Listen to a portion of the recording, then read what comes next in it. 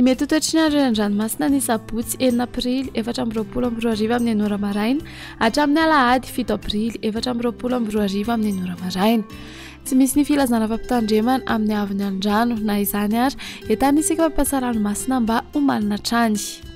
Ho an'ny morontsiraka Atsinanana, Tanjombobaomby hatrany amin'ny tanjon'ny Angotsy, Anorana Mahalana, ho avy atsimo Atsinanana Andrivotra ka ho 8:20 hatramin'ny 8:20 km isan'ora. Anonjaben'ny ranomasina, Havon'ny Onja 1.5 metatra. Tanjon'ny Angotsy hatrany Mahanoro, ho maina amin'ny ankapobeny, ho avy atsimon'ny rivotra ka ho 9 hatramin'ny 8:20 km isan'ora. Anonjaben'ny ranomasina, Havon'ny Onja andidina ny 1.5 metatra.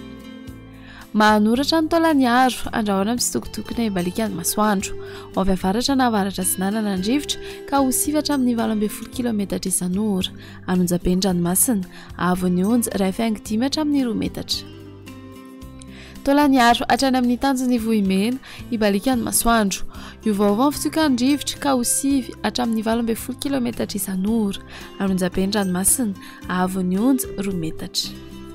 Ho an'ny morontsiraka Andrefana, tanjon'ny Vohimena hatrany amin'ny tanjon'ny Ankabo ibalikan'ny masoandro, ho avy atsimon'ny rivotra ka ho 9 hatramin'ny 8:20 km isan'ora. Hatratra 7:30 km isan'ora no manakaiky ny Morombe. Tiany mpanonjana anonjaben'ny ranomasina, Havon'ny Onja 1 hatramin'ny 2 metatra.